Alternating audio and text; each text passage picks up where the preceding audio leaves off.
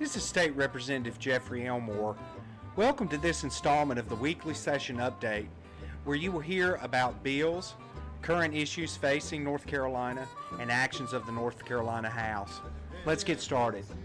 Again, I want to thank you for tuning in to the weekly session update. This is Representative Elmore, and I'll be sharing with you the actions of the North Carolina House this past week.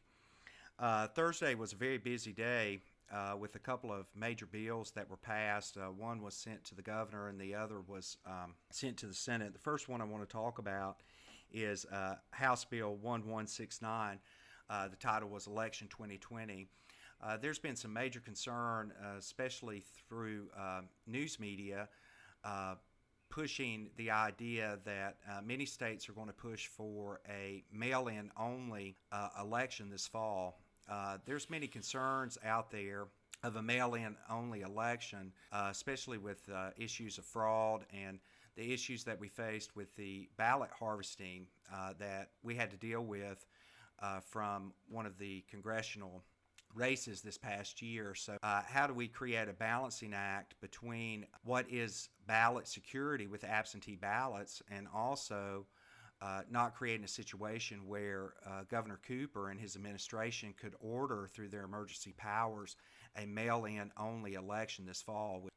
This bill was a bipartisan bill that was negotiated with the Democrats in the chamber on what give and take can we have to make sure that we have ballot security, but also realizing that we may have an uptick in absentee ballot requests.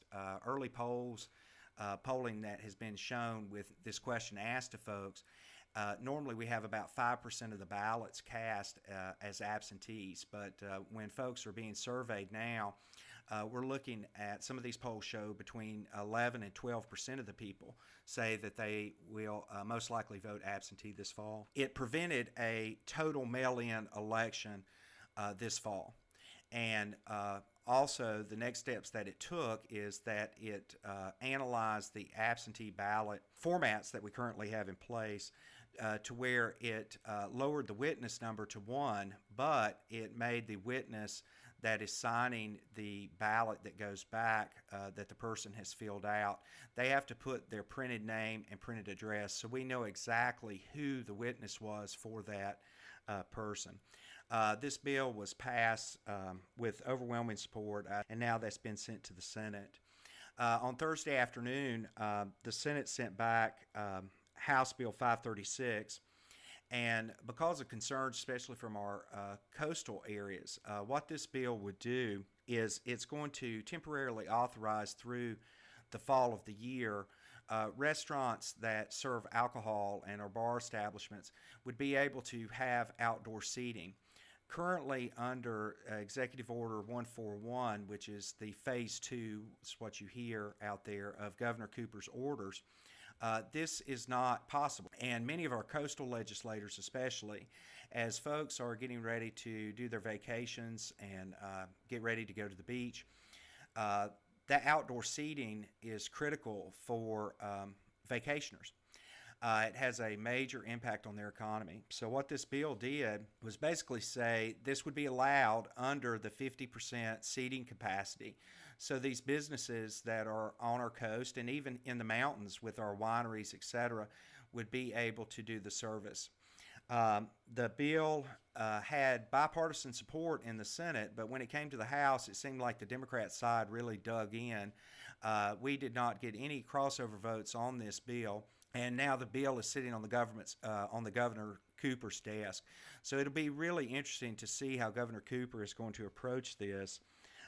If he's going to veto the bill, which would really be a spit in the face to the Restaurant and Lodging Association and all of those small business owners out there, or is he going to let it ride, which would be contradicting some of the order that he put out with the Executive Order 141. So we'll just see how that passes, how that kind of pans out.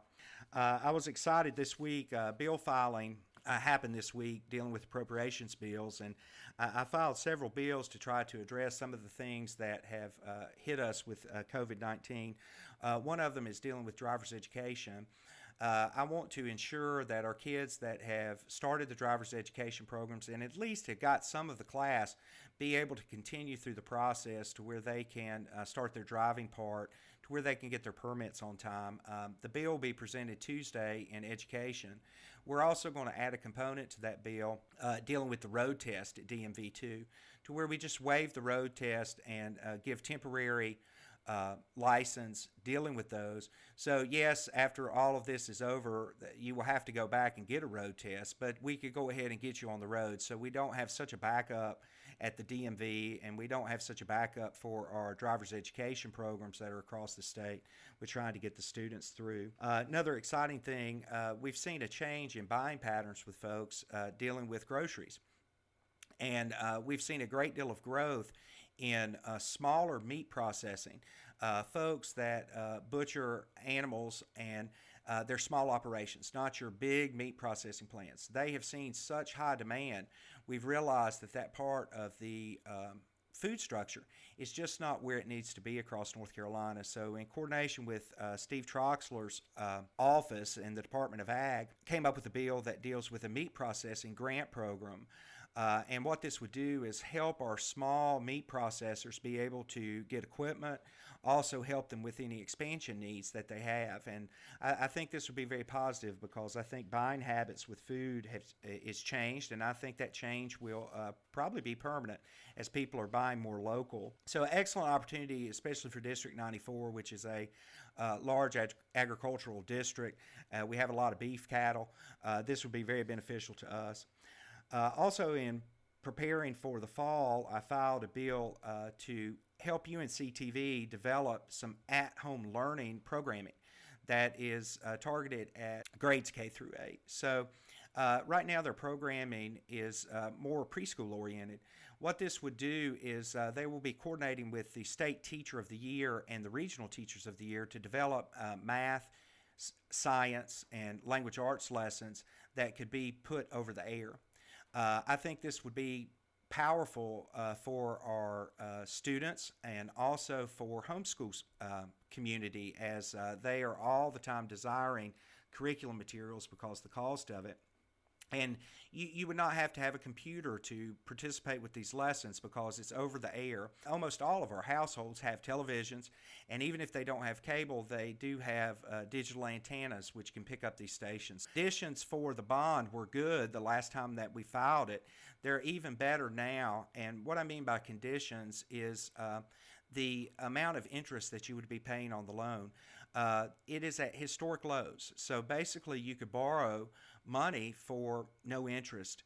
So the argument and concern before, especially from folks that are really concerned about debt, is that you're not going to have the interest costs with this money. So basically you're getting to use someone else's money for these needs. Even though COVID-19 has hit us pretty hard, it still hasn't stopped the needs of the state, with our student growth in K-12, our rural schools having massive need for repairs and renovations. Our community colleges are seeing massive growth, some of the best enrollment numbers they've ever seen.